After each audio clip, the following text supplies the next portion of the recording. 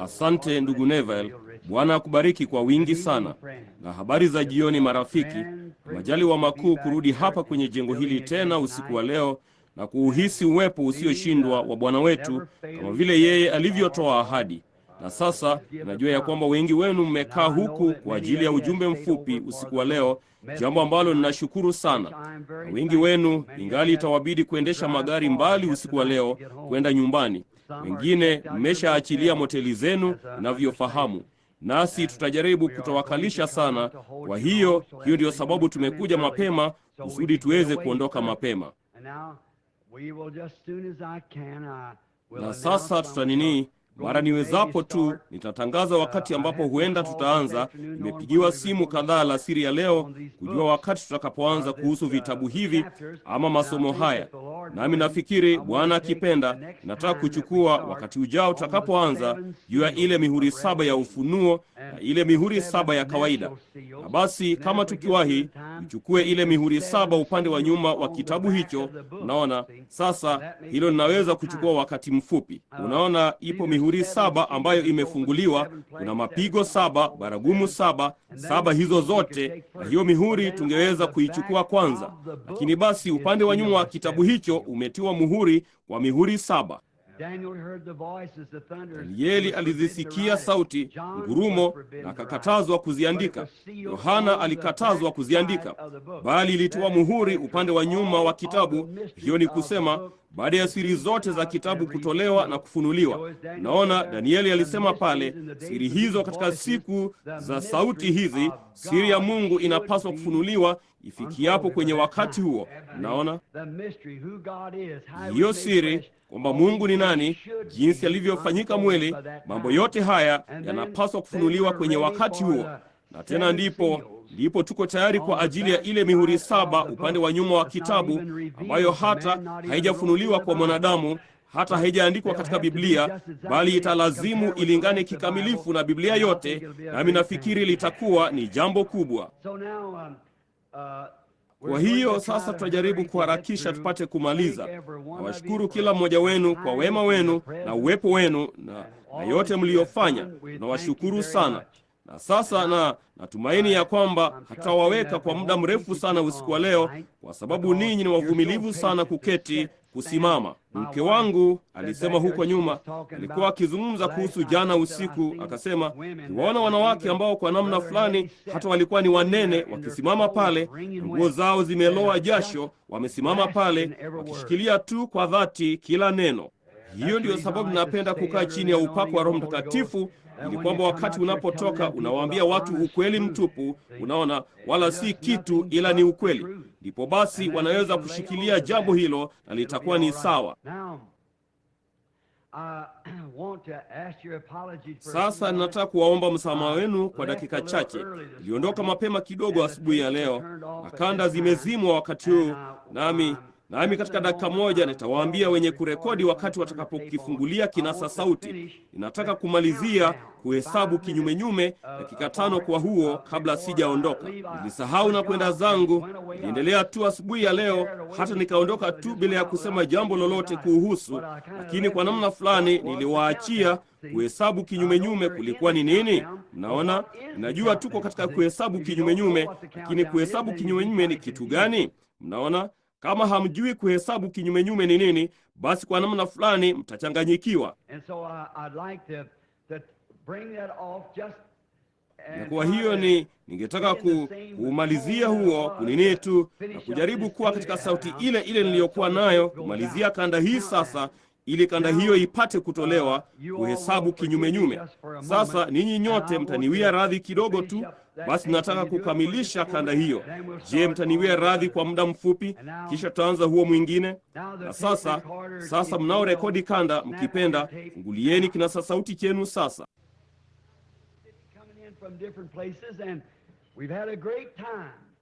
Tumekuja tu kutoka sehemu mbalimbali. Tumekuwa na wakati mzuri sana katika jumbe 3 zilizopita zilizozungumzia juu ya somo la mafundisho mbalimbali na kadhalika ambazo tumezitoa. Nakumbuka tu kwenye wakati huo inanibidi kutoa nafasi ndogo mle ndani, ninyi watu kwenye kanda mpate kuzibadilisha kanda zenu. Nitawaambia nitakapokuwa tayari mzifungulie. Vema, sasa inanibidi kuangalia jambo hili. Inaonekana kana kwamba ni kitu cha kawaida, bali hao vijana inawabidi kuipata kanda hiyo, nao hawawezi kukiboronga kabisa. Wakifanya hivyo, watu walio huko nje hawataielewa. Kwa hiyo inatubidi tuichukue kwa jinsi hii, na kama mtu fulani atatoka tu kwenye hicho chumba na kuniashiria pale Junior, wakati wakiwa tayari kuzibadilisha kanda. Asanteni sana ninyi watu, ninasema tena, kwa ajili ya wema wenu na kila kitu. Vema, tuko tayari sasa, mnaweza kuvifungulia. Bwana awabariki. Tuna furaha kuwa hapa maskanini tena usiku wa leo. Mahali hapa pamejaa watu, huku watu wengi wamesimama kote usiku wa leo tena kwenye siku tatu za ama nyakati tatu za ibada. Ningetamani kwamba kama mtu yeyote akisikiliza kanda hii, kwamba wangetaka kurudi na wachukue kanda ya jana usiku, muitafakari nyumbani mwenu. Ni kiwango cha sasa cha huduma ambayo Bwana amenipa. Hasa ningetaka wahudumu kuisikia hiyo kabla sijatembelea makanisa yao na kuja manyumbani mwao. Sasa ningewataka wao kuipata hiyo. Sasa asubuhi ya leo tulizungumza juu ya somo la kuhesabu kinyumenyume, kanisa likiwa tayari kuondoka. Na sasa usiku wa leo, Mungu akipenda, tunazungumza juu ya somo la katika uwepo wake. Na jinsi tunavyomshukuru Mungu kwa majaliwa kwamba tunaweza kuja katika uwepo wake.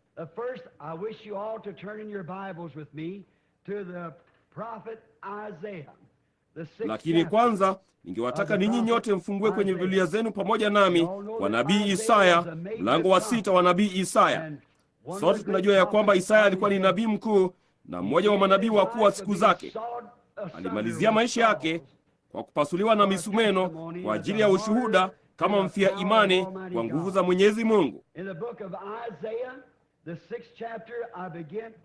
Katika kitabu cha Isaya mlango wa 6 naanzia kwenye kifungu cha 5 kusoma. Ndipo niliposema, ole wangu. Kwa maana, labda nianze na kifungu cha kwanza. Samahani kidogo. Hebu tuanzie kwenye kifungu cha kwanza na kuendelea kusoma mpaka karibu kifungu cha 8.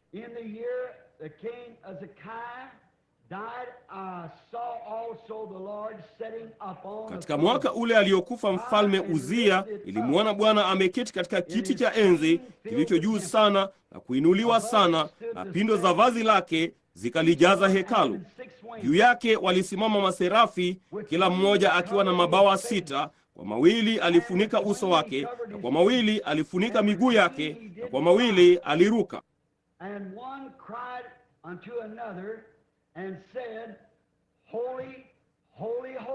Wakaitana kila mmoja na mwenzake wakisema, mtakatifu, mtakatifu, mtakatifu ni Bwana wa majeshi, dunia yote imejaa utukufu wake. Na misingi ya vizingiti ikatikisika kwa sababu ya sauti yake aliyelia, nayo nyumba ikajaa moshi.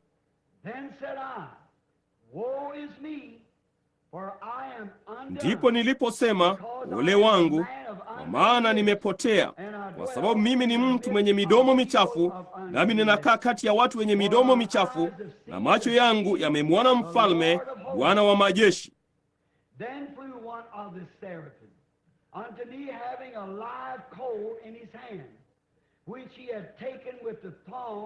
Kisha mmoja wa maserafi wale akaruka akanikaribia, naye alikuwa na kaa la moto mkononi mwake, ambalo alikuwa amelitoa kwa makoleo toka juu ya madhabahu. Akanigusa kinywa changu kwa kaa hilo, akaniambia, tazama, hili limekugusa midomo yako, na uovu wako umeondolewa, na dhambi yako imefunikwa. Kisha nikaisikia sauti ya Bwana akisema, nimtume nani? Naye ni nani atakayekwenda kwa ajili yetu? Ndipo niliposema, mimi hapa, nitume mimi. May the Lord bless his word. I think that's the most striking scripture. We find Bwana na alibariki neno lake. Ninafikiri hilo ni andiko la kustaajabisha sana. Naona ya kwamba kwenye uwepo wa Mungu wanadamu hujitambua kuwa ni wenye dhambi. Tunaweza kujisikia wazuri sana tunapokuwa huko nje mahali mbalimbali na kujisikia kana kwamba sisi ni watu wazuri sana, bali tukipata kuingia katika uwepo wa Mungu, basi tunaona jinsi tulivyo wadogo. Nikisimama si muda mrefu uliopita pamoja na rafiki yangu ambaye nilikuwa na majaliwa ya kumwongoza kwa Kristo, Bart Cole, huko New Hampshire, mwindaji mwenzangu. Tulikuwa tumesimama karibu na maporomoko ya Colebrook huko Adirondack, na yalikuwa ni maporomoko makubwa mno. Niliipeleka familia yangu mwaka uliopita huko juu kuyaangalia. Huko nyuma kabisa, kando ya barabara, inakubidi kwenda kwa miguu kuyafikia. Na wakati tulipoona hayo maji ya bluu kijani kibichi yakitiririka kwa nguvu nyingi sana kutoka milimani na kufoka juu ya miamba, Bart alisimama pale na kuniangalia, kisha akasema, "Sala ala, Billy, inamfanya mwanadamu kujisikia mdogo sana." Akapima kama robo ya inchi ya vidole vyake. Nami nikasema, "Hiyo ni kweli Bart." Sasa hayo ndiyo yote aliyojua ya kuingia katika uwepo wa Mungu, kuona uumbaji wake. Ninamshangaa yule mtu aliandika, "Jinsi wewe ulivyo mkuu," kama hakuangalia juu usiku mmoja na kuziangalia nyota jinsi zilivyo mbali. Miezi michache iliyopita, mimi, ndugu Fred na ndugu Woods tulikuwa tumesimama pamoja na ndugu Mark Anally huko nje kwenye jangwa la Arizona. Tulikuwa tukipima, tukijaribu nyota moja jinsi ilivyokuwa karibu na nyingine, na huku zikiwa kwenye umbali wa mamilioni na mabilioni ya maili, hazikuonekana kuwa zaidi ya robo inchi kutoka moja mpaka nyingine. Ndipo tukaanza kuwazia, kulingana na thibitisho la sayansi la jambo hilo, nyota hizo labda ziko mbali sana moja kutoka nyingine kuliko tulivyo kutoka ziliko. Unaona jinsi ilivyo? Ndipo tunatambua jinsi tulivyo wadogo tunapotambua jinsi yeye alivyo mkuu na jinsi tunavyokaribia katika kuja katika uwepo wake.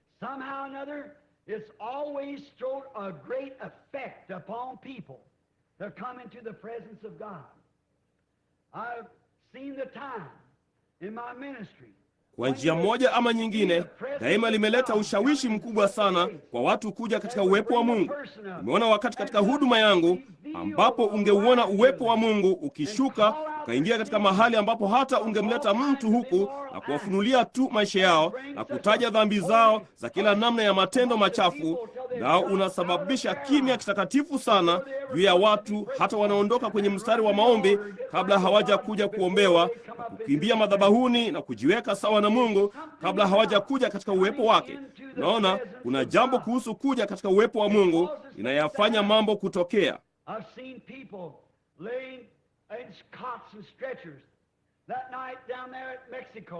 Nimeona watu wamelala kwenye vitanda vya wagonjwa na machela usiku ule huko chini Mexico, wakati yule mtoto mchanga aliyekufa alikuwa amelala chini ya blanketi, ambaye aliletwa na maskini yule mama wa Kihispaniola ama mama mdogo wa Kimeksiko hasa aliyemleta. Wakati walipoona, maelfu kadhaa ya hao watu waliona, labda 50,000 ama 75 kwenye kusanyiko moja, walipomwona maskini mtoto huyo mdogo aliyekufa akifufuka, wanawake walizimia, watu walitupa mikono yao juu na kupiga makelele. Kwa nini? Walitambua ya kwamba mwanadamu asingeweza kufanya jambo hilo, kwamba walikuwa katika uwepo wa Mwenyezi Mungu na ilisababisha jambo fulani kutukia. Nimekuwa na majaliwa ya kuwasikia watu wacha Mungu wakihubiri. Ilisemwa wakati mmoja juu ya Charles Finney, maskini mtu mdogo, kamwe hakuwa na uzito wa zaidi ya karibu pauni 110, lakini alikuwa na njia ya kuzungumza kwa nguvu sana mpaka alikuwa akijaribu kusikika kwa sauti. Siku moja kwenye jengo moja, hawakuwa na mfumo wa vipaza sauti wakati huo. Basi kulikuwako na mtu aliyekuwa akikarabati huko juu kwenye roshani ama huko juu kwenye paa la mahali hapo, naye akasikia mtu huyo akiingia. Kwa hiyo hakujua hao walikuwa ni akina nani, alinyamaza tu kimya. Bwana Finney alikuwa akienda kujaribu kusikika kwa sauti. Baada ya kutumia wakati mwingi katika maombi kwa ajili ya uamsho huo ambao alikuwa akienda kuufanya, alijaribu sauti yake aone jinsi ingesikika. Aliingia upesi mimbarani na kusema, "Tubu, la sivyo utaangamia." Na alilisema kwa nguvu sana, nguvu, baada ya kuwa chini ya upako wa Mungu, mpaka mtu huyo akaanguka kutoka juu ya roshani mpaka chini sakafuni, ama kutoka juu ya jengo hilo akaanguka sakafuni. Alihubiri Injili hivi kwamba mpaka alisimama huko Boston, Massachusetts, kwenye dirisha guba dogo, kwa kuwa hapakuwapo na kanisa lingaliweza kuenea umati wake. Na alisimama hapo kwa nguvu nyingi sana na kuhubiri kuzimu jinsi kulivyo, mpaka wafanyakazi wakiwa wameshika vikapu vyao chini ya mikono yao walianguka barabarani na kupaza sauti wapate rehema katika uwepo wa Mungu. Wahubiri wakuu ambao wameweza kwa neno la Mungu kuleta uwepo wa Mungu kwa wasikilizaji. na iwe mbali na mtu kwamba mioyo yao ingefanywa kuwa migumu sana hata wasiweze kamwe kutambua uwepo wa Mungu, na likae mbali. Wakati mtu wa kwanza mara alipotenda dhambi na kufanya kosa, na wakati Mungu alipokuja katika uwepo wake, ama yeye alipoingia kwenye uwepo wa Mungu, Adamu asingeweza kusimama katika uwepo wa Mungu. Alikimbia akajificha kichakani na kujaribu kujifunika kwa jani la mtini, kwa sababu alijua alikuwa amesimama katika uwepo wa Yehova Muumbaji. Hivyo ndivyo alivyolichukulia yule mtu wa kwanza baada ya yeye kufanya dhambi na kujaribu kuingia katika uwepo wa Mungu akiwa na dhambi nafsini mwake. Asingeweza kujificha kwa sababu alikuwa bado ni mchanga. Dhambi haikuwa imeshika kama vile ambavyo imeota mizizi mioyoni mwa watu siku hizi, bali alitambua vizuri sana ya kwamba alikuwa amesimama mbele ya muumba wake. Sasa yeye alijificha vichakani, wala asingetoka mpaka Mungu alipofanya maandalizi kwa ajili yake. Tungeweza kurudi nyuma na kuchukua Mwanzo mlango wa 17 na kifungu cha 3, wakati yule mzee mashuhuri Ibrahimu, wakati alipoingia katika uwepo wa Mungu na Mungu akasema naye katika mlango wa 17, katika jina la Mwenyezi Mungu, Ibrahimu alianguka kifudifudi. Yule mzee mashuhuri, mtumishi wa Mungu, asingeweza kusimama katika uwepo wa Mungu, ingawa alikuwa amemtumikia kwa muda wa miaka 25 kwa uaminifu. Lakini wakati Mungu alipokuja mbele zake, mzee huyo alianguka kifudifudi kwa sababu asingeweza kusimama katika uwepo wa Mungu. Katika Kutoka 3 naona ya kwamba Musa, yule mtumishi mkuu na nabii wa Mungu, wakati alipokuwa huko upande wa nyuma ndani kabisa ya jangwa, mtu huyo alikuwa ni mtu mtakatifu. Alikuwa amezaliwa kwa kusudi hilo. Alizaliwa tangu tumboni mwa mama yake awe nabii. Alikuwa amejaribu kupata elimu yake na kufanya kila alichoweza kufanya kuwakomboa watu wake, kwa sababu alifahamu kuwa alipaswa kuwakomboa watu wake, bali ni wakati alipokuwa amelifahamu kwa msimamo wa kithiolojia. Alikuwa amefunzwa, alikuwa ameelimika sawasawa. Angaliweza kuwafundisha Wamisri hekima ambao walikuwa ndio watu werevu kuliko wote duniani. Alijua yote ndani na nje. Aliyafahamu maandiko kutoka A mpaka Z. Alizijua ahadi ambazo Mungu alikuwa amefanya. Alizijua kutoka kwenye msimamo wa kiakili, naye alikuwa ni mwanajeshi mkuu. Lakini siku moja upande wa nyuma ya jangwa, wakati alipoingia katika uwepo wa Mungu, alivivua viatu vyake upesi na kupiga magoti, akijua ya kwamba alikuwa katika mahali patakatifu. Asingeweza kusimama kwa miguu yake wakati alipokuja katika uwepo wa Mungu. Alianguka kifudifudi kama vile Ibrahimu alivyofanya. Asingeweza kusimama katika uwepo wa Mungu. Katika Kutoka 19:19, wakati watu wa Mungu waliochaguliwa tangu huko nyuma katika siku za Ibrahimu, kutoka Ibrahimu akaja Isaka, Isaka akaja Yakobo, kutoka kwa Yakobo akaja wale wazee wetu. Miaka baada ya miaka ilikuwa imewakuza watu watakatifu, watu mashuhuri, watu waliochaguliwa, jamii iliyochaguliwa, iliyotakaswa, watu watakatifu, nao walikuwa wamemtumikia Mungu maishani mwao. Ndipo siku moja Mungu akasema, wakusanyeni Israeli hapa, nitasema nao. Lakini wakati Mungu aliposhuka juu ya mlima Sinai, na mlima wote ukashika moto, nao moshi ulikuwa ukifoka ukitoka humo kama tanuru, na sauti ya Mungu ikanguruma, Israeli walianguka kifudifudi na kusema, hebu Musa aseme, wala si Mungu, tusije tukafa.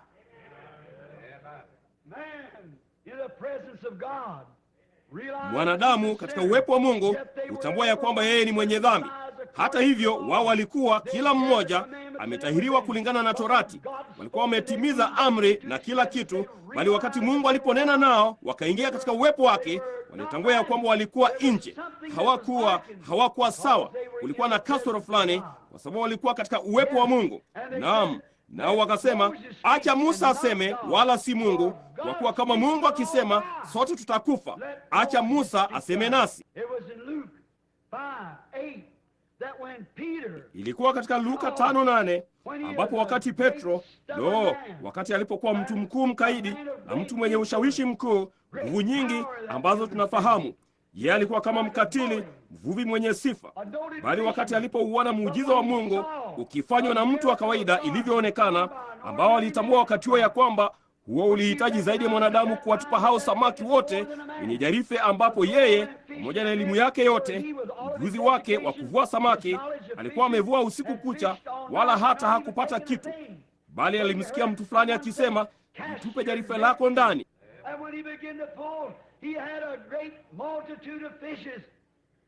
Na wakati alipoanza kuvuta, alikuwa na rundo kubwa la samaki.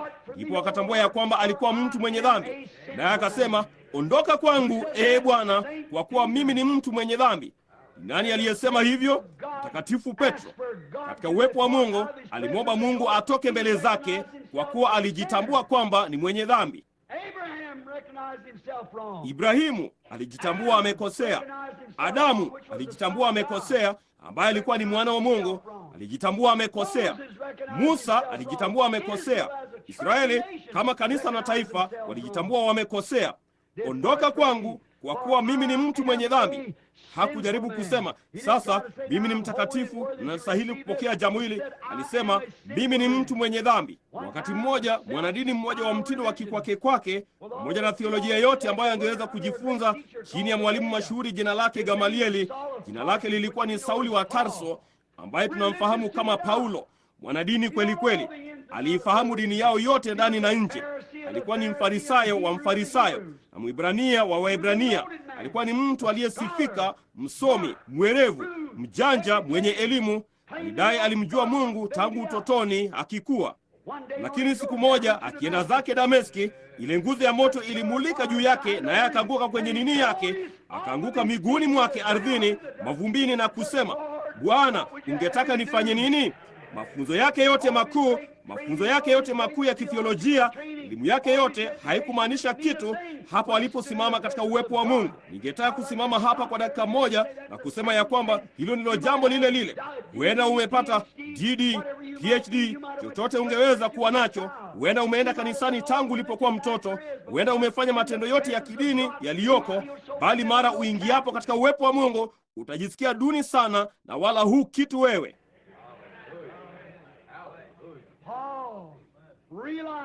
Paulo alitambua ya kwamba alikuwa amekosea, naye akaanguka chini ya ushawishi na nguvu. Wakati alipoangalia juu na kumwona Mungu yeye hasa aliyekuwa akimhubiri na kumpinga, na aliyedhani alimfahamu, na akaona ya kwamba alikuwa amekosea, alianguka miguuni mwake chini, kwa maana alikuwa katika uwepo wa Mungu. Je, aliiona ile nguzo ya moto? Vipi kuhusu Yohana mkuu wa Ufunuo 1:7, wakati alipoonyeshwa lile ono na akaangalia na kusikia sauti ikisema naye, ndipo akageuka aione hiyo sauti, na akaona vinara 7 vya taa, na mmoja alisimama katikati ya vinara 7 vya taa vya dhahabu, na nywele kama sufu, macho kama miali ya moto, miguu kama nguzo za shaba. Alikuwa amejifunga mshipi wa dhahabu kiunoni, na yeye aliitwa Neno la Mungu. Na Yohana mtakatifu mkuu, akiisha kutembea pamoja na Kristo, aliegemea kifuani mwake wakati alipofanya mambo haya yote. Kama nilivyosema asubuhi ya leo, huduma ya Paulo ilizidi ya kila mmoja wao. Hapa Yohana akisha kutembea na Yesu, akaongea na yeye, akalala pamoja na yeye, akala pamoja na yeye, lakini wakati alipomwona amesimama pale, hiyo hali ya kutukuzwa, alisema alianguka kama mtu aliyekufa miguuni pake. Amina. Wazia jambo hilo. Tunaweza kuja kanisani na kunena na kumsifu Mungu na kadhalika, bali ndugu, tutakapomwona akija, jambo fulani litakuwa ni tofauti mioyoni mwetu.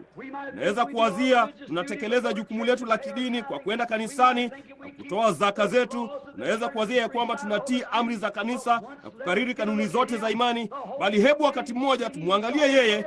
Kitu hicho chote kinabadilika kila mahali. Naam, ni hakika. Mtu huyu mashuhuri, Yohana mtakatifu, mtu mashuhuri namna hiyo, Biblia ilisema katika Ufunuo 1:7 ya kwamba alianguka kana kwamba ni mtu aliyekufa. Baada ya miaka 3.5 ya ushirika pamoja na Kristo, alikuwa ni mmoja wa waandishi wa zile nyaraka. Aliandika nyuma yake, alikula pamoja na yeye mezani, akalala pamoja na yeye kitandani, na kushiriki pamoja na yeye popote alipoenda. Lakini wakati alipogeuka kumwona, hakuwa na uhai tena uliosalia ndani yake. Alianguka sakafuni kama mtu aliyekufa, ama chini. Vema, namwona Isaya Katika Isaya 6:5 kama tulivyosoma sasa hivi, nabii huyu mkuu mwenye nguvu ni mmoja wa manabii wakuu kabisa walioko katika Biblia. Kuna vitabu 66 vya Biblia, kuna milango 66 katika Isaya. Isaya anaanza katika Mwanzo, katikati ya Isaya yeye analiingiza Agano Jipya, mwishoni mwa Isaya yeye anauingiza ule utawala wa miaka 1000. Ni mwanzo tu hasa, Agano Jipya na ufunuo kikamilifu. Isaya alikuwa ni mmoja wa manabii wakuu, lakini siku moja alikuwa ameegemea kwenye mkono wa yule mfalme mkuu Uzia.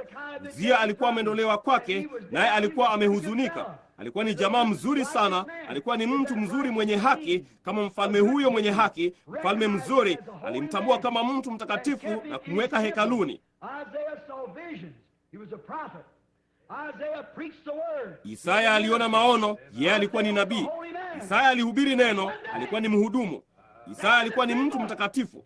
Lakini siku moja akisimama hekaluni, aliona njozi, naye akauona utukufu wa Mungu. Aliona malaika wenye mabawa juu ya nyuso zao, mabawa juu ya miguu yao, wakiruka kwa mabawa, wakisema kwa sauti kuu, mtakatifu, mtakatifu, mtakatifu ni Bwana Mungu mwenye nguvu.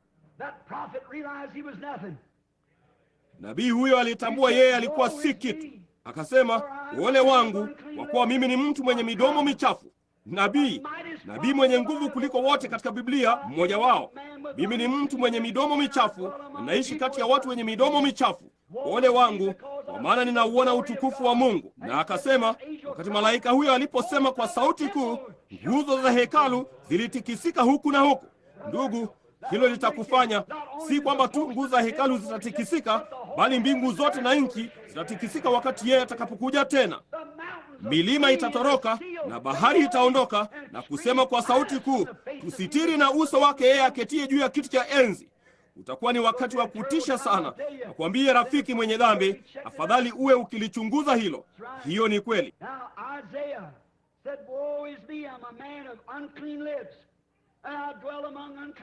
Sasa Isaya alisema, ole wangu, mimi ni mtu mwenye midomo michafu, nami ninakaa kati ya watu wachafu.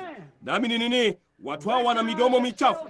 Sasa kumbukeni, kama watu watakatifu jinsi hiyo walijitambua wenyewe ni wenye dhambi katika uwepo wa Mungu, mwenye dhambi na asiyemcha Mungu atafanya nini siku hiyo?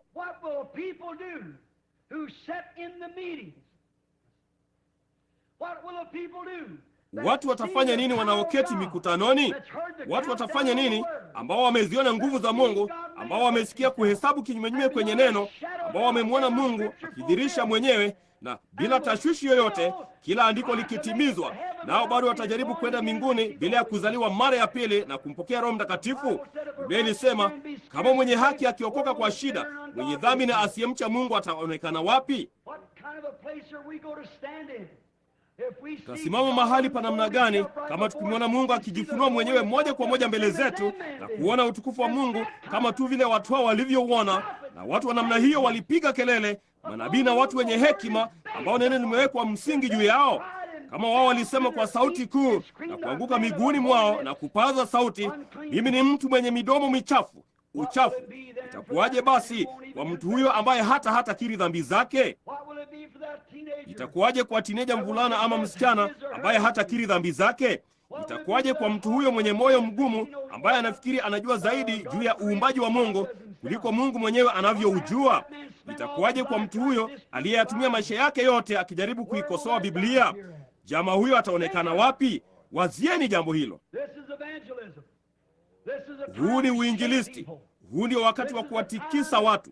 Huu ndio wakati ambao Mungu alisema kungekuja wakati. Yeye aliutikisa mlima Sinai wakati mmoja, bali kutakuja kutikiswa tena, ambako yeye hata utikisa tu mlima Sinai, bali yeye angetikisa kila kitu kinachoweza kutikiswa. Lakini uliona maandiko hayo mengine, bali tunaopokea ufalme usiweza kutikiswa. Haleluya! Kila kitu kinachoweza kutikiswa kitatikiswa. Mbingu zitatikisika, nchi itatikisika. Mbingu na nchi zitapita, bali neno hilo halitapita kamwe. Kwa kuwa juu ya mwamba huu nitalijenga kanisa langu, na milango ya kuzimu haitalishinda kamwe. Kila kitu kinachoweza kutikiswa kitatikiswa, bali tunaopokea ufalme ambao ni neno la Mungu mwenyewe, naye Mungu ni neno lake. Yeye hajitikisi. Amina. Lo, jamani, bali tunaopokea ufalme usioweza kutikiswa, hautikisiki, alisema Paulo, yule mwandishi Mwebrania. Mtu kama huyo na mwanadamu kama huyo, wakati kama huo, na jinsi walivyojisikia. Sisi pia, sisi wenyewe tumeuona utukufu wa Mungu kama vile watu hao walivyouona. Hakika tumeuona utukufu wa Mungu kama vile Ibrahimu alivyouona. Tumeuona utukufu wa Mungu kama vile Musa alivyouona. Nguzo ile ile ya moto, nguvu zile zile za Mungu, Kristo yule yule bila akijifunua mwenyewe, akijionyesha mwenyewe, akilidumisha neno lake katika siku ya mwisho. Tunawezaje kupitia hapa basi na kuondoka na kulichukua juu hivyo? Tunawezaje kutembea kuja hapo na kushikilia kanuni zetu na madhehebu na tusilichukue neno la Mungu? Itakuwaje kwetu siku hiyo? Itakuwaje kwetu wakati tumeuona utukufu wa Mungu? Watu wengine watasimama kwa mbali na kulidhihaki, wengine watalicheka, wengine wataliita ushupavu wa dini, wengine wanaliita kusoma mawazo, wengine wanaliita Beelzebuli, wengine wataliita kitu kimoja ama kingine. Kama ilivyo methali ya kale, wapumbavu watatembea kwa viatu vya njumu mahali ambapo malaika wana hofu kukanyaga. Hiyo ni kweli. Mpumbavu amesema moyoni mwake, hakuna Mungu. Wakati anapomwona Mungu akidhihirishwa kikamilifu kabisa na neno lake mwenyewe, sio na kanuni ya imani, bali kwa neno lake, na halafu atembee moja kwa moja juu yake na kulidhihaki, je, ni mpumbavu? Kwa sababu Mungu ni neno, naye Mungu amejifanya dhahiri kwake, naye ni mpumbavu. Biblia ilisema. Itakuwaje kwake wakati itakapombidi kusimama mahali hapo? Itakuwa ni jambo la kutisha sana kwa mtu huyo siku hiyo asiyemcha Mungu. Wenye dhambi waliotubu, hata hivyo, hawana hofu yoyote. La, mwenye dhambi atakayetubu, yeye anajua ya kwamba kuna dhabihu iliyojaa damu inayongojea kusimama mahali pake. Hilo ndilo linalolipa faraja. Nimeuona utukufu wa Mungu, nimezihisi nguvu zake, ninajua mguso wa mkono wake, ninajua mguso wa marudio yake, ninajua ya kwamba yeye ni Mungu. Ninajua nimepotea, bali yupo mtu anayesimama pale kwa ajili yangu. Amina. Yupo mmoja anayesimama pale na kusema, Baba, weka uovu wake wote juu yangu, kwa kuwa yeye alinitetea huko chini duniani. Haleluya! Ndipo ninaenda kwenye kiti cha enzi cha Mungu kwa ujasiri, nikiwa na neema moyoni mwangu, kujua sio kwa matendo mazuri, bali kwa rehema zake nimeokolewa. Si yale ambayo ningaliweza kufanya, kile ningeweza kujiunga nacho, kile ningaliweza kusema, bali ni kwa neema yake ambapo aliniokoa mimi. Si ajabu yule mshairi aliyeshika hilo alisema kwa sauti kuu, neema ya ajabu, ni sauti tamu jinsi gani iliyomwokoa maskini kama mimi. Wakati mmoja nilikuwa nimepotea, bali sasa nimepatikana; kipofu, bali sasa ninaona. Ninawezaje kupata kwenda mbinguni? Ungewezaje kwenda mbinguni? Hatuwezi kwenda sisi, wala hakuna njia ya sisi kwenda, bali yupo mmoja aliyefanya njia, naye ndiye njia. Nasi tunafikaje kwake? Kwa Roho mmoja. Roho wake umebatizwa kuwa mwili mmoja ambao utafufuliwa kama mzingo. Tutaondoka duniani kama wanaanga wa siku hii ya mwisho katika imani ya Mungu. Amina. Hakika wenye dhambi waliotubu haiwabidi kuwa na wasiwasi. Mtu fulani yuko pale mahali pao. Halafu baada ya sisi kuja katika uwepo wake sasa, nasi tunajua tumekuwa katika uwepo wake, tumemwona akifanya mambo aliyofanya alipokuwa hapa duniani. Unaujuaje nini? Unaujuaje mzabibu unaouangalia? Kwa sababu ya tunda unalozaa. Unajuaje kanisa unalohudhuria? Kwa tunda linalozaa. Yesu alisema, yeye aniaminie mimi, kazi nizifanyazo yeye naye atazifanya. Ishara hizi zitafuatana na hao waaminio.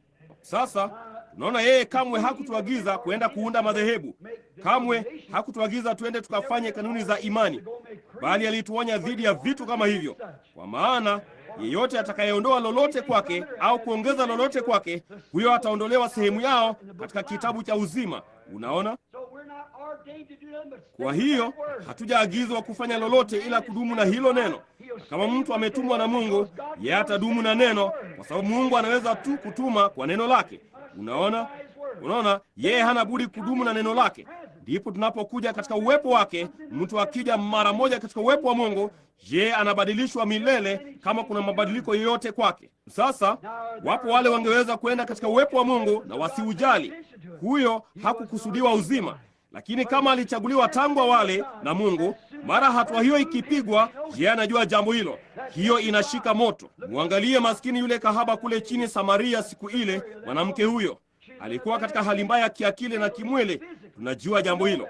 Lakini mara alipoiona hiyo ishara ikifanywa ya Masihi, alisema, unajua Masihi waja kufanya jambo hili, huna budi kuwa ni nabii wake. Akasema, mimi ndimi huyo Masihi aliyeandikiwa atakuja.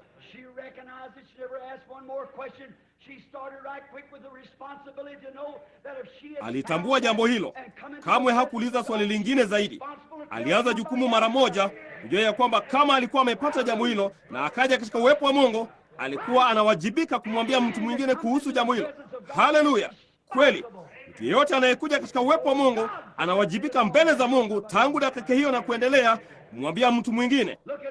Hebu muangalie Ibrahimu, muangalie Musa, muangalie Petro, muangalie Paulo. Mara walipokuja katika uwepo wa Mungu, walijitambua ni wenye dhambi na kuutia muhuri ushuhuda wao kwa maisha yao. Hebu muangalie maskini mama huyo, asingeweza kukaa zaidi. Alienda mjini na kuwaambia wanaume, njooni muone mtu aliyeniambia mambo ambayo nimefanya. Yamkini huyu siye yule Masihi. Wasingeweza kukanusha jambo hilo kwa sababu lilikuwa ni la kimaandiko. Hakika.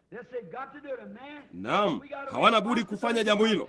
Mtu, wakati tukiwa na jukumu la kuwaambia wengine, kama vile Musa alivyofanya, kama vile Petro alivyofanya, kama vile Paulo alivyofanya. Baada ya mambo haya, umeliona na ukaja katika uwepo wake, wewe unawajibika kwa ujumbe kumfikia mtu mwingine. Kama huwezi tu kuketi kitako nao, huna budi kumpelekea mtu mwingine. Ninakumbuka dada mkongwe aliyekuwa hapa, mama yake ndugu Graham Snelling. Alikuwa akiketi papa hapa kanisani, naye angeimba, ndio kwanza nipate ushindi. Ninakimbia mbio mbio mbio, nami ndio kwanza nipate ushindi, wala siwezi kuketi chini. Alikuwa tu ndio kwanza apate kitu fulani. Nilienda kule kwenye kanisa dogo la watu weusi hapa Louisville, nao wote walikuwa wamesimama wakiimba, ninakimbia kwenye barabara kuu ya mfalme, nimeipata sasa hivi. Ndipo nikakimbia kwenye hiyo barabara kuu. Kuna kitu fulani kuhusu jambo hilo. Unapompata Kristo, huwezi kujizuia tena. Siku zako zilizosalia wewe ni mtu aliyebadilishwa, kwa kuwa wakati uhai na uzima zinapoungana pamoja hutoa mwanga mkali. Kweli, wakati glopu inapounganishwa na waya, kama ni glopu nzuri, haina budi kutoa mwanga. Wakati umeme na balbu zinaposhikana, hakuna la kufanya ila kutawanya mwanga. Haina budi kufanya hivyo. Wakati mwanamume ama mwanamke amechaguliwa tangu zamani kwa uzima wa milele, na wanauona umeme wa Mungu ukiishika hiyo glopu, atatupa mwanga popote awezapo. Wewe huenda usiwe ni wa zaidi ya wati 10, bali utautawanya mwanga ulionao. Kama wewe si wa wati 500, tawanya mwanga wa wati 10. Toa mwanga wako. Nuru yenu na iangaze mbele ya watu, wapate kuona matendo yenu mema na kumtukuza Baba aliye mbinguni. Naam Bwana, wakati mtu anapokutana na Mungu, anajitambua mwenyewe si mwema. Mtu anawezaje kutembea huku na kujigamba jinsi alivyo mkubwa na yote aliyofanya, wakati yeye si kitu? Kwanza, yeye si kitu. Siku moja huko chini Memphis, Tennessee, ama moja, sidhani ilikuwa ni Memphis, ilikuwa ni moja ya mahali hapo. Ilikuwa na ndugu Davis na tulikuwa tuna uamsho. Huenda ilikuwa ni Memphis. Nasi tulienda kwenye uwanja mkubwa wa michezo, nao kule ndani walikuwa na si uwanja mkubwa wa michezo, ilikuwa ni namna ya nyumba ya sanaa, na walikuwa na zile sanamu kubwa walizokuwa wamepata kutoka sehemu mbalimbali za dunia mbalimbali, Hercules na kadhalika, na wanasanaa mashuhuri walikuwa wamechora. Halafu walikuwa na uchanganuzi wa mtu aliyekuwa na uzito wa ratili 150. Mnajua ni nini thamani yake? Senti 84. Hiyo tu ndiyo thamani yake. Senti 84 ndizo kemikali zote unazoweza kupata kwake. Anachokaa ya kutosha tu, kinyunyizia kiota cha kuku, na anaza kutosha, kalisi kidogo tu, chumvi kidogo, zote zingeuzwa kwa senti 84. Lakini tunashughulikia tu hizo senti 84 na kuzibembeleza. Kulikuwako na wavulana wawili walisimama pale, na mmoja akamwangalia huyo mwingine, akasema, Jim, hatuna thamani kubwa sana, sivyo? Akasema, la, hatuna John. Nikasema, lakini ngojeeni kidogo, enyi wavulana, mna nafsi mle ndani yenye thamani ya dunia 10,000 ambayo inaweza kukombolewa na nguvu za Mungu kama mtaiachilia tu. Mwanadamu wakati anapoona mambo haya, yeye anawajibika kuwaambia wengine. Niliona jambo hilo nilipokuwa tu mvulana. Niliyatumia maisha yote katika jambo hilo. Ninasikitika tu nina uhai mmoja, na eti ningalikuwa na 10,000. Kama ningalikuwa na umilele, ningependa kuwaambia watu juu ya kitu hicho, maana ndicho kitu kikubwa sana nilichowahi kupata. Kama mtasoma katika Ezekieli 33, mlango wa 33 wa Ezekieli, ilikuwako na mlinzi aliyewekwa kwenye mnara, na mlinzi huyo alikuwa na jukumu juu ya mji mzima. Amina. Sasa amkeni, jiamsheni dhamiri yenu ya kiroho kwa dakika moja, wakati nikilifungua andiko hili.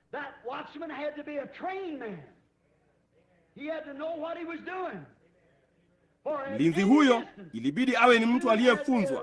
Ilimbidi kujua kile alichokuwa akifanya, kwa kuwa kwenye umbali wowote, mara walipotokea adui, angeweza kumgundua, angeweza kujua mwendo wao, angeweza kujua rangi yao, angeweza kujua cheo na safu yao.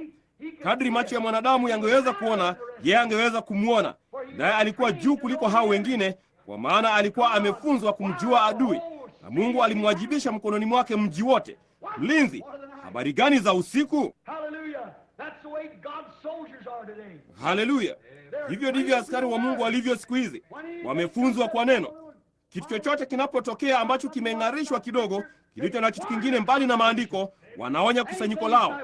Chochote ambacho si Biblia, chochote ambacho hakifanani na Mungu, kama vile kufanya milo ya supu za jioni, madansi na chochote kile, kuwalipa wachungaji.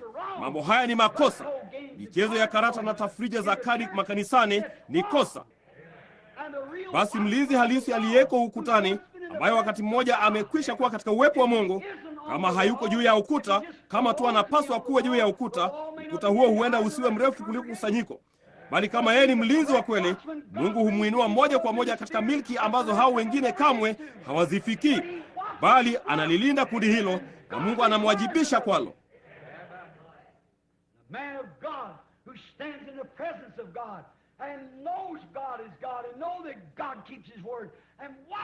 Mtu wa Mungu anayesimama mbele za Mungu na anajua Mungu ni Mungu, na anajua ya kwamba Mungu hulinda neno lake, na kumwangalia Mungu akitenda mwenyewe na kutekeleza wajibu wake na kudumisha neno lake, basi haidhuru ni mashirika mangapi ama madhehebu yanajaribu kulirarua, yeye anajua cheo na safu ya adui. Amina. Anajua la kuliambia kusanyiko. Mlinzi wa kweli. Kama tumekiri ya kwamba yeye ndiye, tumekuwa katika uwepo wake, na tumetubu dhambi zetu, zimeondolewa kwenye kitabu cha kumbukumbu lake. Hakuna mtu anayeweza kufanya jambo hilo ila Mungu. Sasa unaweza kunifanyia jambo lolote, nitakusamehe, bali nitalikumbuka. Kama ningekufanyia jambo lolote, ungenisamehe, bali utalikumbuka. Bali Mungu anaweza kusamehe na kusahau hilo.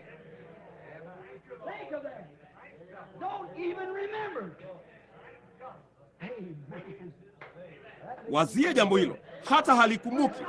Amina. Hilo linanifanya nijisikie vizuri.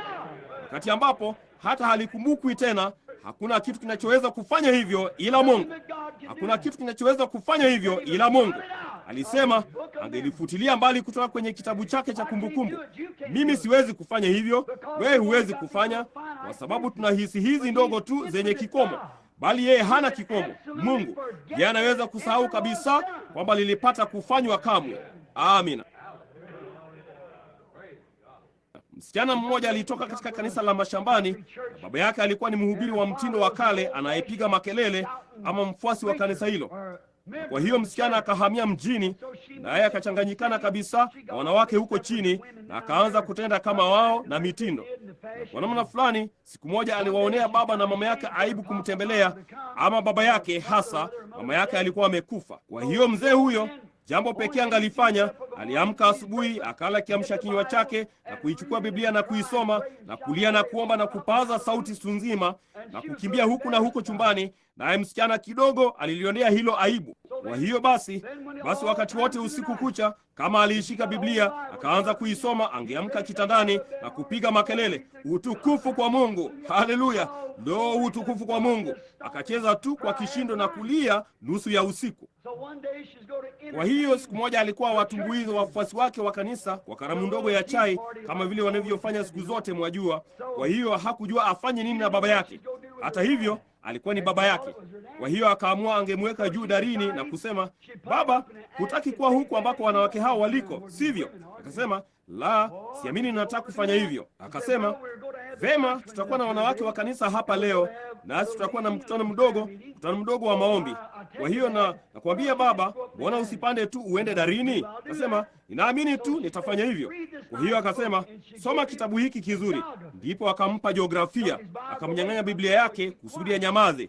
Kwa hiyo alijua kama angeisoma Biblia, mbona angeanza kupiga kelele nyingi sana kule juu. Kwa hiyo yuko moja kwa moja juu yao, mwajua, mahali walipokuwa na karamu yao. Kwa hiyo akampa jiografia, akasema, hiki ni kizuri, unapaswa kukisoma baba, kwa sababu kinakuambia ukweli wote kuhusu ulimwengu.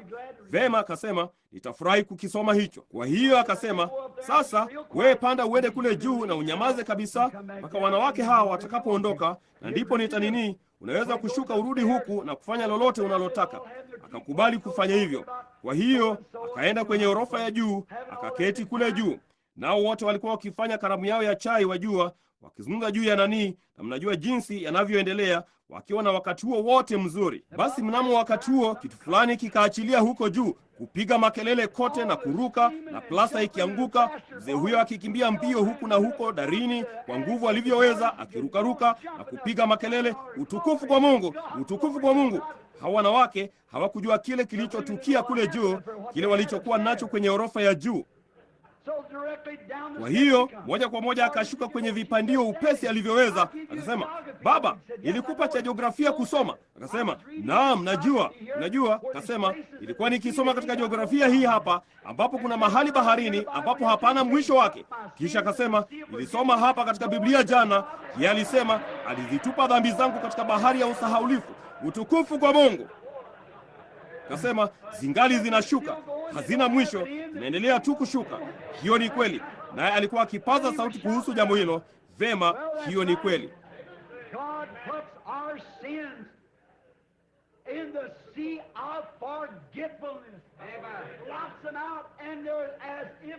Mungu huziweka dhambi zetu katika bahari ya usahaulifu, anazifutilia mbali, nazo ziko kana kwamba kamwe hazikutendeka.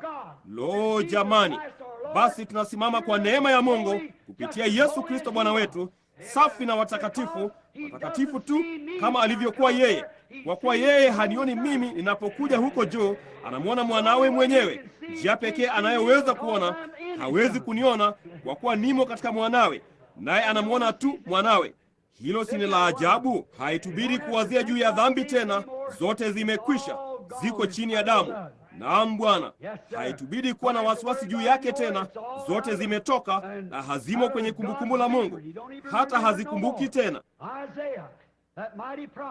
Isaya, yule nabii mwenye nguvu, wakati alipozitubu dhambi zake, alisema, ole wangu, kwa kuwa mimi ni mtu mwenye midomo michafu.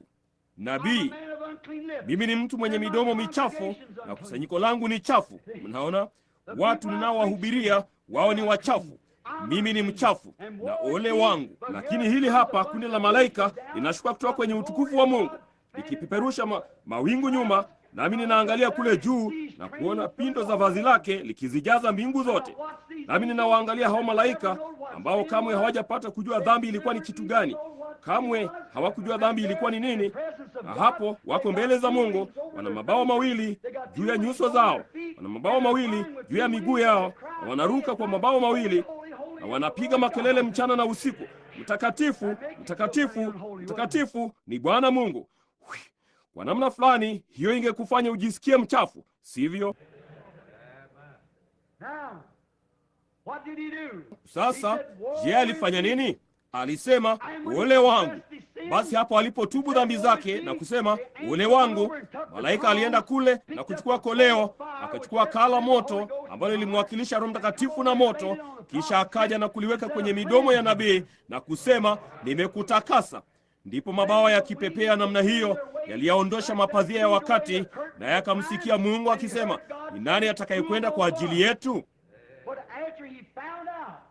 Lakini baada ya kuona kwamba kulikuwako na njia ya kuiondoa dhambi, Mungu alitaka mtu fulani aende kwa ajili yake, naye akasema, mimi hapa, nitume mimi. Alikuwa ameingia katika uwepo wa Mungu, naye alikuwa amezitubu dhambi zake, na alikuwa ameoshwa dhambi zake, na alikuwa tayari kwa ajili ya huduma. Amina. Kama vile mshairi alivyoshika hilo, kasema, mamilioni sasa wanakufa katika dhambi na aibu. Sikilizeni kilio chao cha huzuni na uchungu. Hima ndogo, hima ukawaokoe. Upesi jibu, Bwana, mimi hapa. Ninapowazia juu ya Afrika, India na kote ulimwenguni, mamilioni ya makafiri wakipiga mayowe na kulia wapate rehema, basi ni nani atakayekwenda? Sio kuwasambazia kitini, bali ni kuwaletea Yesu Kristo, mtu fulani katika uwepo wake, kama vile Musa ambaye angeshuka aende kule na kuwaonyesha ukombozi wa kweli, si kuwafanya wajiunge na kanisa ama kupeana mikono na kuwa na kanuni ya imani, bali kuleta ukombozi kwa nafsi zao. Mtu fulani mzuri, mcha Mungu.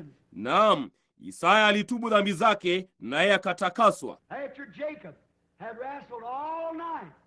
Baada ya Yakobo kupigana mieleka usiku kucha katika kutubu dhambi zake, mnakumbuka mahali alipokuwa? Aliitwa Penieli, Peniteli, Penieli. Neno Penieli katika Kiebrania linamaanisha uso wa Mwenyezi Mungu. Yakobo, maskini yule mtu mwenye hila, alikuwa amekimbia kote.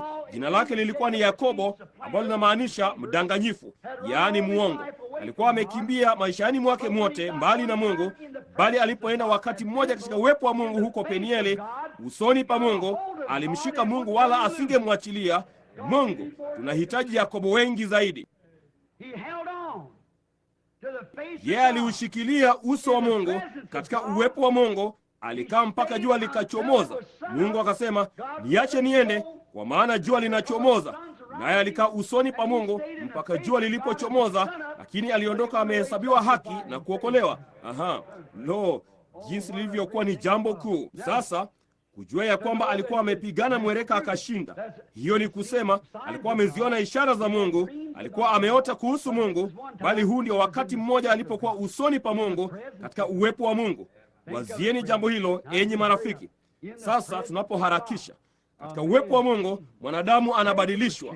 Yakobo alibadilishwa. Sasa angeweza kutembea pamoja na Mungu. Naam, alikuwa ni mtu tofauti na vile alivyokuwa wakati alipopanda kwenda kule. Vita sasa vilikuwa vimekwisha. Naam Bwana. Naye akaanza kujenga madhabahu. Hakuwa amezoea kujenga madhabahu, mwajua, lakini nawaambia, unapokuja katika uwepo wa Mungu, unataka kujenga madhabahu mahali fulani, unataka kupata mahali fulani unapoweza kuombea. Alijenga madhabahu.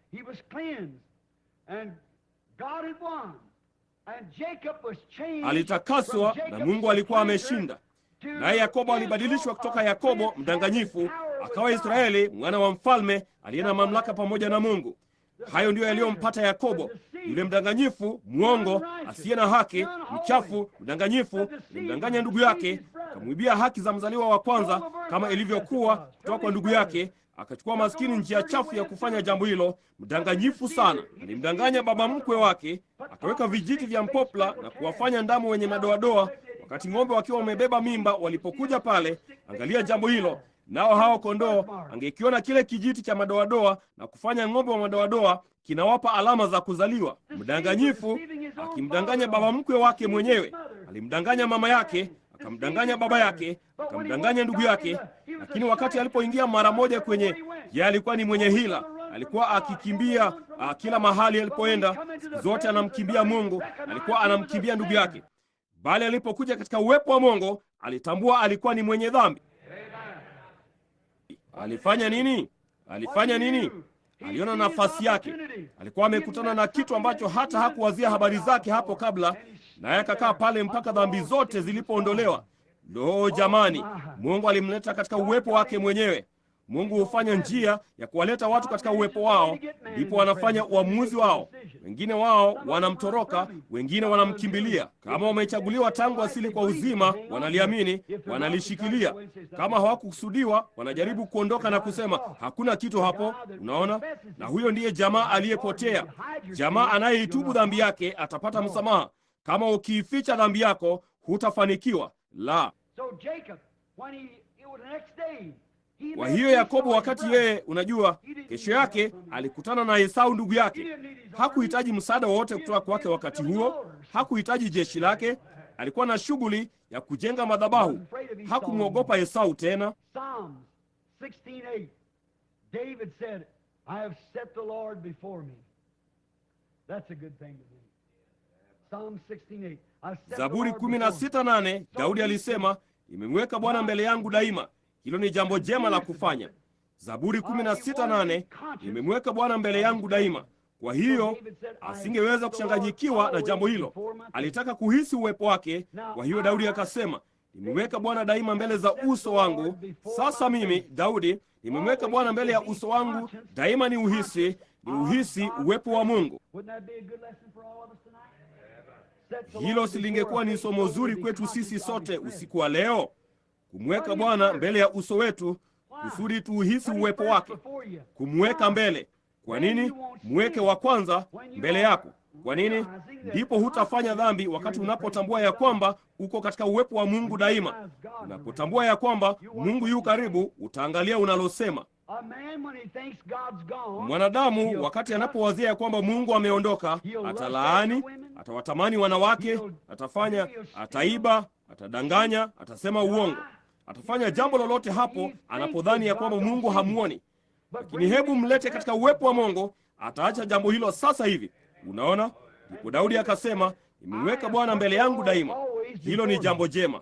Si ajabu Mungu alisema yeye alikuwa mtu aliyeupendeza moyo wake. Mwanadamu atafanya kila kitu wakati anapowazia ya kwamba Mungu hayupo karibu. Lakini anapotambua ya kwamba Mungu yuko karibu, je, ulipata kumwona mwenye dhambi?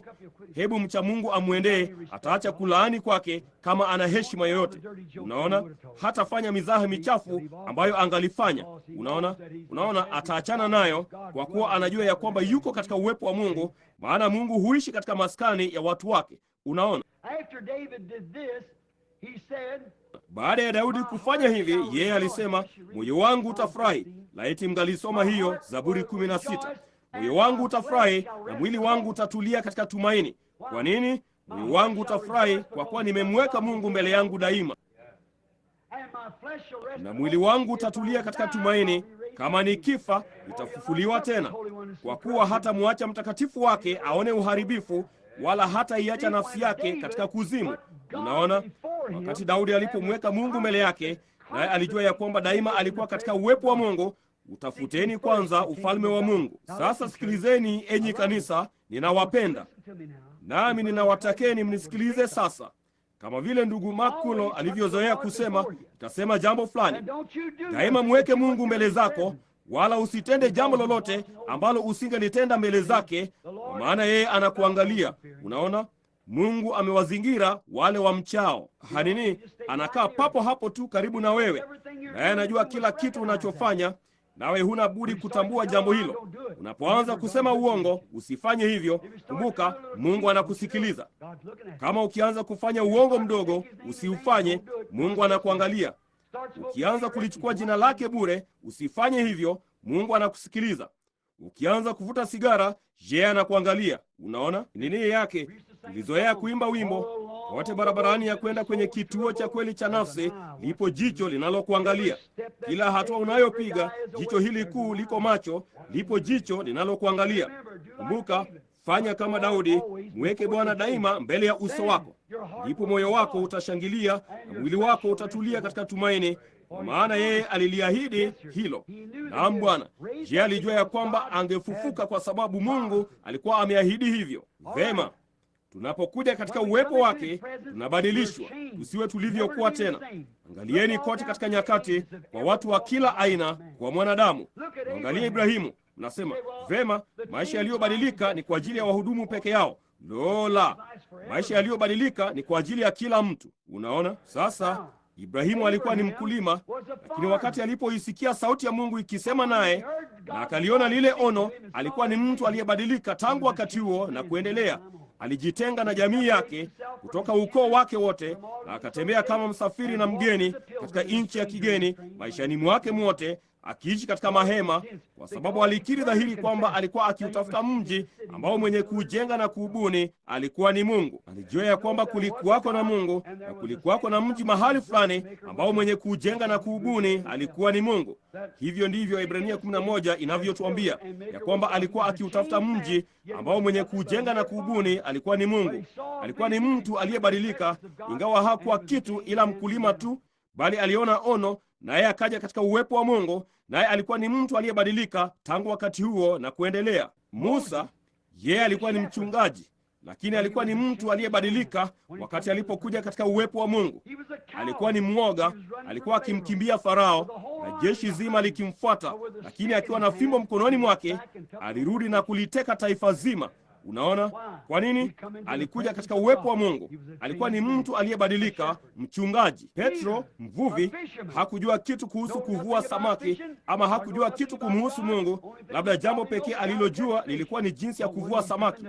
Lakini alipokuja katika uwepo wa Mungu na kumwona muumba mkuu ambaye angeweza kuwaumba samaki, wakati alipomwambia ashushe nyavu zake avue samaki, hapakuwapo na samaki wowote pale. Alizivuta tu nyavu zake juu, lakini akasema, kwa neno lako Bwana, ninaamini ya kwamba wewe ni mwana wa Mungu, na kama ukiishusha, kama nikiushusha wavu, uliniambia nifanye hivyo kwa neno lako, kwa maana wewe na neno lako ni mmoja, ninaushusha wavu. Ndipo wakati alipoanza kuuvuta, alisema, ondoka Bwana, mimi ni mtu mwenye dhambi.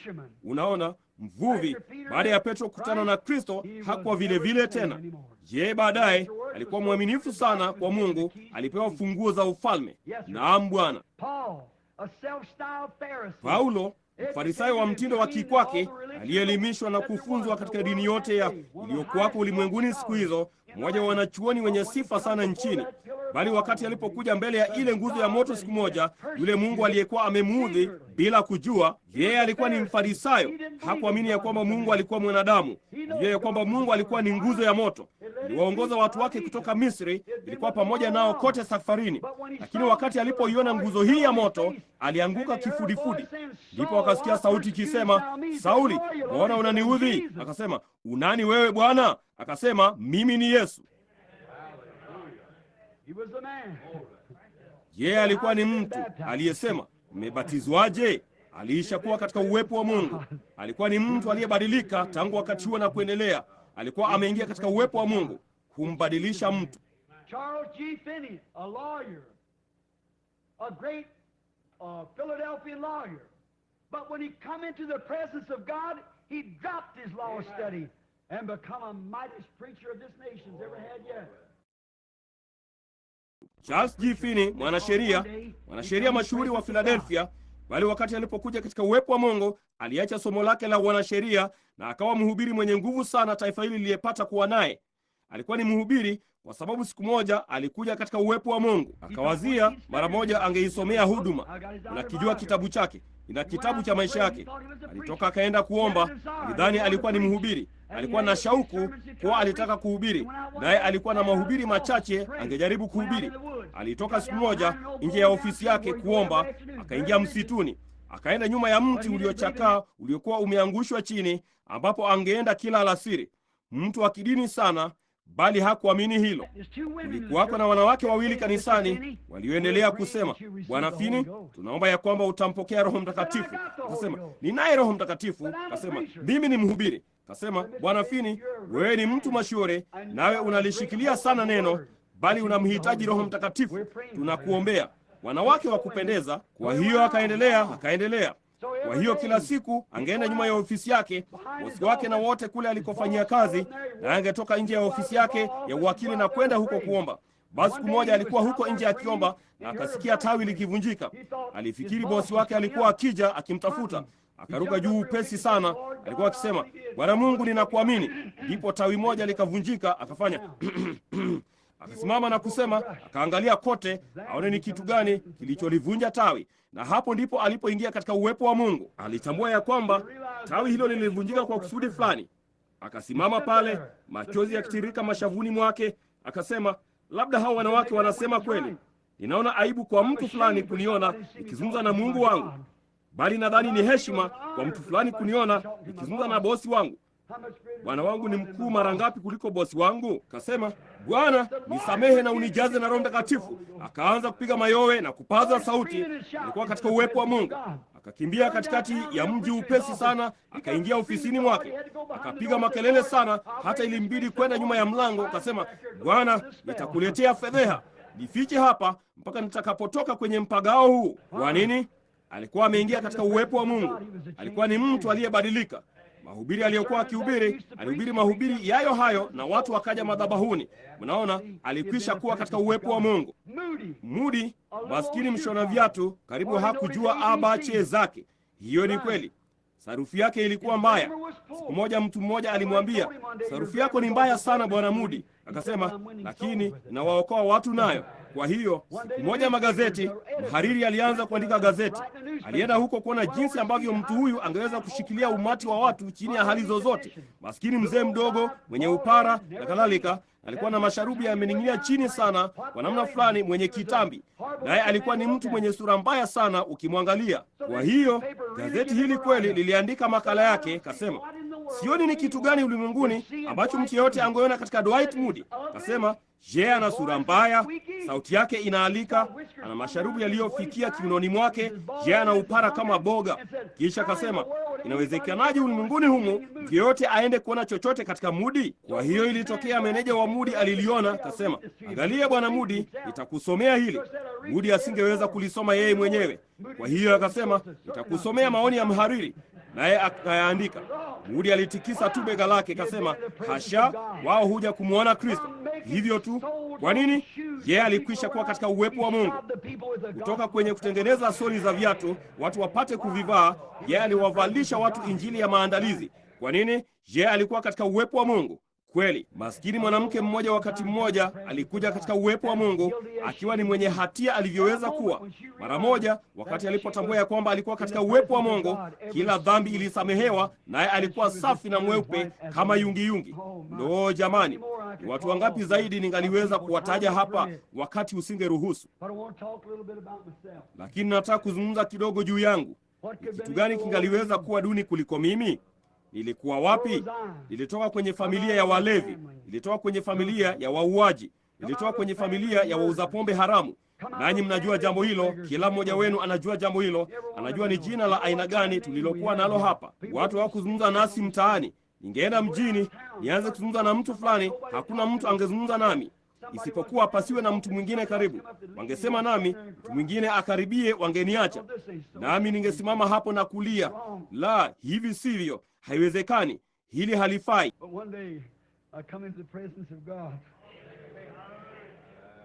Lakini siku moja nikaja katika uwepo wa Mungu, akanibadilisha na kunifanya mwana wa aina nyingine. Neema yake ilinileta katika uwepo wake. Kamwe sijatamani kuuacha.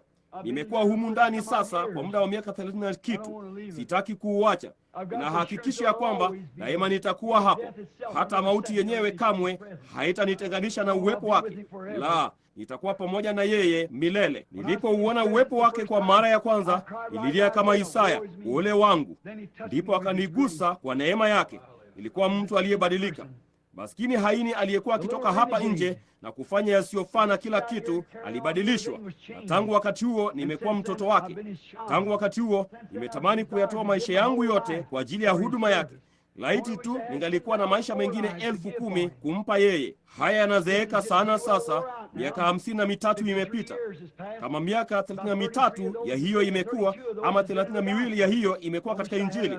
Laiti ningalikuwa na mingine 1,000 ambayo ningaliweza kuitumia. Kwa nini? Wakati mara moja nilipoingia kwenye uwepo wake, kutambua ya kwamba kulikuwako na mtu fulani aliyewapenda wasiopendeka. Kulikuwako na mtu fulani ambaye alinipenda wakati hakuna mwingine aliyenipenda. Kulikuwako na mtu fulani aliyenijali wakati hakuna mtu mwingine aliyenijali. Niliukumbatia msalaba wake, nikauvuta kwangu, na mimi na yeye tukawa mmoja basi. Na tangu wakati huo na kuendelea nimempenda. Je, alikitia waa kifua changu na moyo wangu kwa damu yake, kwa kunigusa na kuzisamehe dhambi zangu, nami nina furaha usiku wa leo kwa mmoja wa wake. Sitamani kamwe kuuacha ulimwengu huu wa roho. Ingawa mjaribu mara nyingi amejaribu kunishawishi, bali mimi ni salama katika kibanda cha Mungu, na nina furaha katika upendo na neema yake, nami naishi upande wa haleluya. Jamani, inafanya moyo wangu kufurahi. Ninampendekeza kwa kila mtu aliyechoka. Ninampendekeza kwako wewe usiye na matumaini, wewe ambaye hujapata kwa uweponi mwake. Jambo pekee unalopaswa kufanya ni kutubu dhambi zako na kutambua ya kwamba umekosea, na Mungu ana yule malaika aliyechaguliwa usiku wa leo, anaitwa Roho Mtakatifu, ambaye ataziondolea mbali dhambi zako zote. Ndipo utapaza sauti, Bwana, mimi hapa, nitume mimi. Ndipo itainua mikono yako juu na kuimba, nitamsifu, nitamsifu. Msifuni mwana-kondoo aliyechinjwa kwa ajili ya wenye dhambi. Mpeni utukufu, enyi watu wote, kwa kuwa damu yake imeosha kila waa. Ninampenda. Nanyi je, kuishi katika uwepo wake? Nilikuja mimbarani hapa asubuhi ya leo nikijisikia vibaya sana na mgonjwa sana kutokana na nilikuwa huko chini Kentucky juma lililopita pamoja na marafiki wangu wa siri wanaoketi hapa. Kama ningalikaa kule chini kwa muda mrefu sana, wangeniua. Hakika wangeniua kwa wema. Baadhi ya wapishi wazuri sana niliyopata kujua maishani mwangu. Na wakati nilipofikia kilele changu, tayari nimeshiba kabisa. Ndugu Branham, hivi hutakula baadhi ya hiki? Na ni kizuri sana. Ninajaribu tu kukishindilia ndani. Nilishiba sana hata nisingeweza kutembea. Nisingeweza kulala. Nami ningeamka na kutembea kidogo, na sikuwa nikijisikia vizuri sana wakati nilipofika hapa asubuhi ya leo. Bali mara nilipoingia katika uwepo wake, hilo lilitosha. Hilo lilitosha.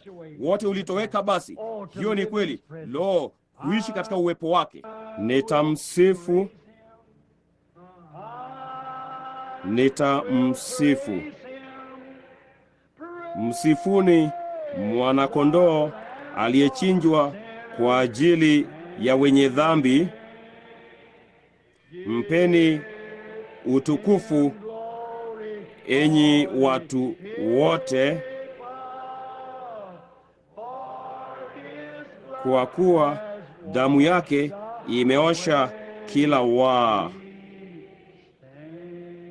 Na tuinamishe vichwa vyetu sasa.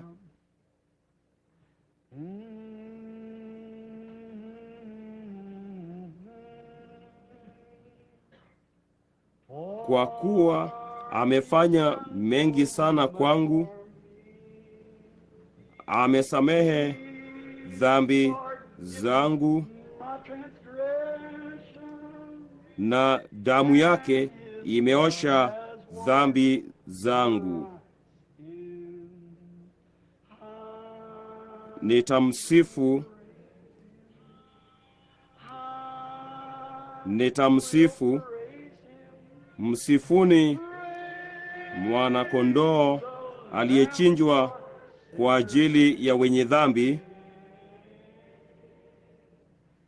Mpeni utukufu enyi watu wote, kwa kuwa damu yake imeosha kila waa. Sasa kama upo hapa ndani usiku wa leo, nami ninajua uwepo wake upo hapa. Ikisimama pale ndani muda mfupi uliopita, kwa msichana mdogo wa Church of God, Roho Mtakatifu alinishukia wakati nilipokuwa nikimwombea mtoto huyo mdogo. Wazazi wake walikuwa wameshuka wakaja kutoka kwenye uwanja wa kambi wa Church of God wa Anderson. Naye msimamizi kule akimjua mtoto huyo, madaktari walisema angeweza, hana budi kufa mara moja kwa leukemia. Msichana huyo mdogo anayependeza akiwa katika hatua zake za mwisho sasa. Knowing the child, the doctor said, got to die right away with leukemia. The little sweet little girl in her last stages now. Alirudi pale na akanipa mkono wake mdogo, wote ulikuwa umevimba, ukiwa umedungwa sindano na kadhalika, na umekuwa bluu. Nikamwangalia, nikaona ono. Wazazi wake walikuwa ndio kwanza wamesoma kitabu huko nje, hawakujua lolote juu yake. Msimamizi mkuu huko kambini aliwaambia, kawaambia wamlete mtoto huyo hapa chini. Walitaka kurudi wakati tutakapokuwa na ibada ya uponyaji. Nami nikasema, mleteni mtoto huyo sasa. Nilijisikia kuongozwa. Nilipokuwa nimesimama pale ndani, Roho Mtakatifu alirudi moja kwa moja nyuma na kuileta historia ya mtoto huyo. Akasimulia yote jinsi alivyotukia, yale waliokuwa wamefanya. Akafunua shauku ya msichana huyo mdogo ilikuwa ni kuwa mcheza piano, na mama huyo karibu apige mayowe.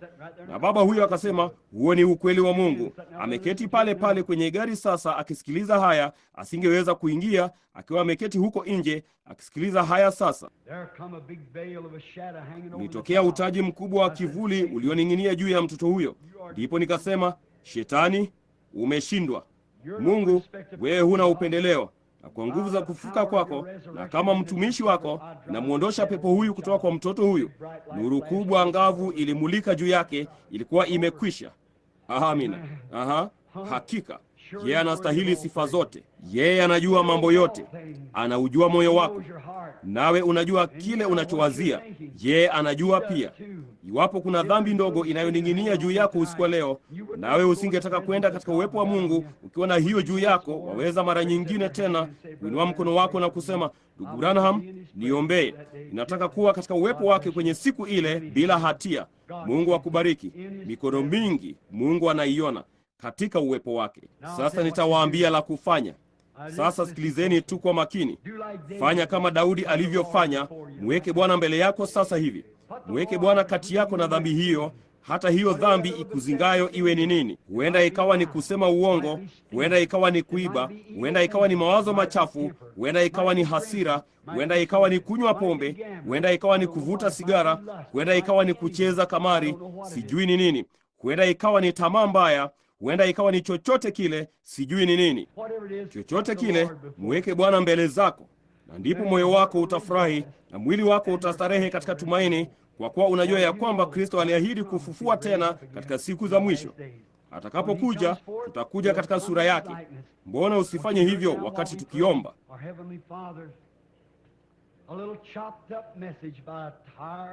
Baba yetu wa mbinguni, ujumbe mdogo uliokatwa-katwa wa mtumishi aliyechoka. Lakini ninawazia tu juu ya somo la kuishi uweponi mwa Mungu. Nasi tunaona usiku wa leo matokeo yaliyoletwa juu ya watu watakatifu kuja katika uwepo wako, matokeo yake yaliyokuwa kwao. Watu wenye hekima, manabii wakuu na wenye nguvu waliochaguliwa na Mungu na kutumwa wakilihubiri neno, na hata hivyo walikutana naye uso kwa uso na kuanguka chini kama mtu aliyekufa. Tutafanya nini kwenye siku hiyo Bwana? Tumeliwazia. Tumekuwa tukiliwazia.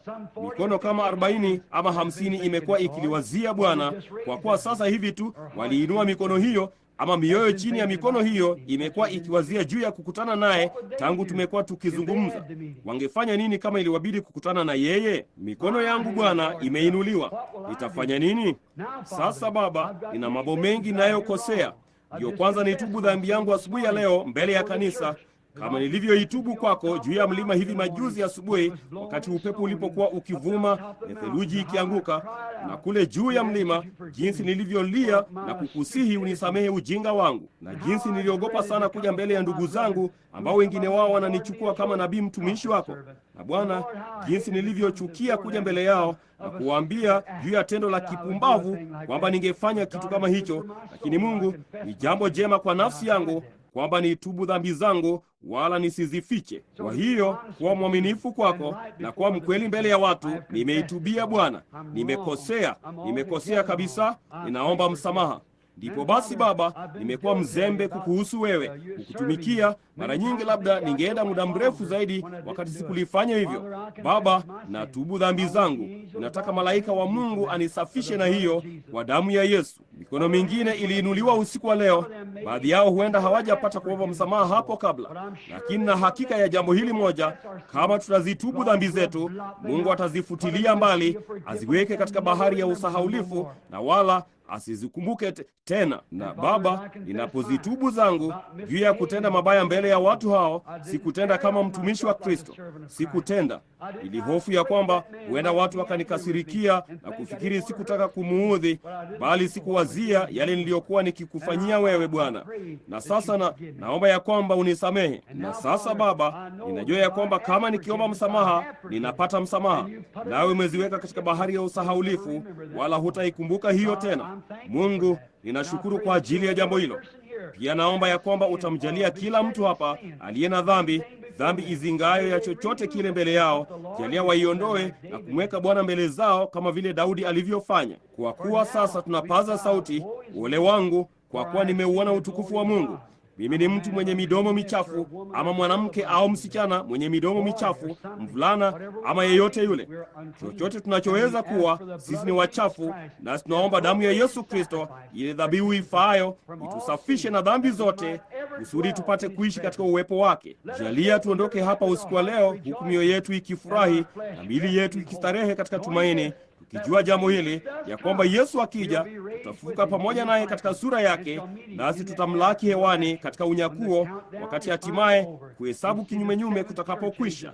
Tunaona wakati wa saba wa kanisa tayari umehesabiwa ukaisha, nasi tuko tayari sasa kuondoka. Tunaomba Mungu ya kwamba wewe, kabla huja ufunga mlango, kama kukiwako na mmoja hapa usiku wa leo ambaye hajapata kuingia, jalia waharakishe waingie upesi sana, kwa kuwa tunajisikia ya kwamba mlango wa rehema, kati ya rehema na hukumu, unafungwa. Wale watakaoikubali rehema wataingia, wale ambao hawataingia itawabidi kupatilizwa hukumu. Mungu Mungu huufunga mlango. May there not be a Jalia door kusiweko na closed mlango tonight. utakaofungwa usiku wa leo kwa kila mmoja wa hao wenye dhambi wanaotubu. Jalia sote tupate msamaha na rehema katika jina la Yesu Kristo. Na sasa Baba, kwa ajili ya wagonjwa na wanaoteseka, kwa wale ambao ni wahitaji, naomba ya kwamba neema yako itakidhi mahitaji yao yote. Jalia waingie katika Kristo, katika uwepo wake. Wamweke Kristo, Kristo ile ahadi. Alijeruhiwa kwa makosa yangu, hizo ni dhambi zangu. Kwa mapigo yake mimi nimeponywa. Kwa hiyo ninamweka Bwana mbele ya ugonjwa wangu. Je, yuko upande wa mkono wangu wa kuume, wala sitatikisika. Ndipo ninatembea kwa ujasiri, nikikiri ya kwamba nimeponywa. Kwa mapigo yake mimi nimeponywa. Tujalie Bwana kwa kila mmoja wao. Nasi tunajua ya kwamba kama tukitubu kwa mioyo yetu na ama kwa midomo yetu na kuamini ndani ya mioyo yetu, basi tunapata tunachotamani. Wewe ulisema, unaposema chochote, amini kitatimia, kitakuwa chako. Tunaamini hilo Baba, na tunaamini utatusafisha na dhambi zetu zote na kuponya ugonjwa wetu wote, na utupe neema Bwana kukutumikia, kuwa pamoja na watu hawa. Wengi wao watasafiri barabara zenye giza usiku wa leo. Wengi wao watasafiri maili nyingi. Usiache jambo lolote liwapate Bwana. Wanakuja kutoka kote nchini, kuketi hapa na kusikiliza kuhesabu kinyumenyume, kuona jinsi tulivyokuwa karibu na wakati wa mwisho. Sasa nimewaomba waondoke, wakimweka Mungu mbele zao, daima mbele zao, mbele ya chochote kile, mbele ya safari yao, mbele ya msogeo wao, mbele ya nini yao, kabla hawajaamka, wakiisha kwenda kitandani, daima kabla hawajalala, popote pale, mweke Mungu kwanza, kwa kuwa yeye yuko kwenye mkono wangu wa kulia, wala sitatikisika. Basi jalia mioyo yao ishangilie, kujua kwamba wamepata walichoomba, kwa sababu Mungu aliahidi, na miili yao itatulia katika tumaini. Tujalie Bwana, kwa kuwa tunaomba katika jina la Yesu Kristo. Amina. Nitamsifu msifuni mwana-kondoo aliyechinjwa kwa ajili ya wenye dhambi. Mpeni utukufu enyi watu wote, kwa kuwa damu yake imeosha kila wa.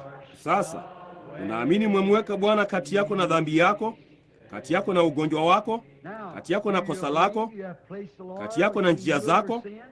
Bwana daima yuko mbele zangu, nami niko katika uwepo wake.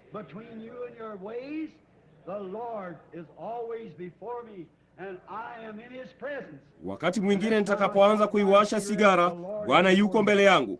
Wakati mwingine nitakapoanza kutamani mabaya, Bwana yuko mbele yangu. Wakati mwingine nitakapoanza kusema lolote ovu, Bwana yuko mbele yangu. Wakati mwingine nitakapoanza kusema jambo baya, Bwana yuko mbele yangu, nami sitatikisika.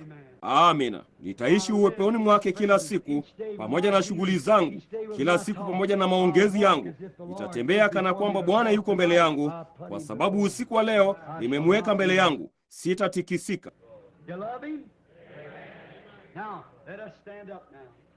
Je, mnampenda? Sasa hebu na tusimame sasa. No, najisikia tu vizuri sana. Najisikia tu kana kwamba sitaki kwenda nyumbani. Nanyi mnajua zimesalia karibu tu dakika 25 ifike saa 3. Niko mapema karibu saa 2. Hilo si ni la ajabu? No jamani. Lakini sasa tunapoondoka, hebu na tukumbuke, hatuna budi kulipeleka jina la Yesu kama ngao dhidi ya kila mtego. Na wakati majaribio yanapotuzunguka, yakijaribu kutufanya tusikumbuke jambo hilo, taja tu jina hilo takatifu katika maombi. Peleka jina la Yesu, mtoto wa huzuni na majonzi, litakupa furaha na faraja. Lo, lipeleke popote uendapo. Jina la thamani, jina la thamani. Lo, ni tamu jinsi gani! Tumaini la duniani na furaha ya mbinguni. Jina la thamani, jina la thamani. Lo, ni tamu jinsi gani! tumaini la duniani na furaha ya mbinguni. Ni wangapi wanaomfurahia mchungaji wetu ndugu Neville? Hivi hamna shukrani kwa Bwana kwa mtu mzuri wa kawaida, mwaminifu, anayeiamini Injili, naye anafanya kazi nzuri sana kwa kuzitii amri za Mungu na kulihubiri neno na kudumisha hali hii nzuri sana ya kiroho kanisani wakati wote. Kumbukeni, nimeshuka kutoka pwani ya mashariki, nikapitia kusini na kupanda huko juu kwenye pwani ya magharibi na kupitia Kanada, wala sijakutana na kanisa moja ambalo la kiroho kama kanisa hili papa hapa. Yamepoa sana, naam, au ulokole, ama aidha yameingia katika hamaki, ama ni baridi sana hata hayawezi kutikiswa. Hivyo tu. Sasa je, napendana mmoja na mwingine? Ndio, peaneni mikono mmoja kwa mwingine na kusema Bwana asifiwe. Bwana asifiwe. Bwana asifiwe. Bwana asifiwe. Bwana asifiwe dada. Bwana asifiwe. Nina furaha ulikuwa hapa ndugu. Bwana asifiwe dada. Mungu akubariki. Vema, Mungu akubariki. Tutafanya hivyo. Mungu akubariki. Najua unachohitaji. Mungu akubariki. Mungu akubariki. Peleka jina la Yesu kama ngao dhidi ya kila mtego, majaribu yakikuzingira. Unafanya nini?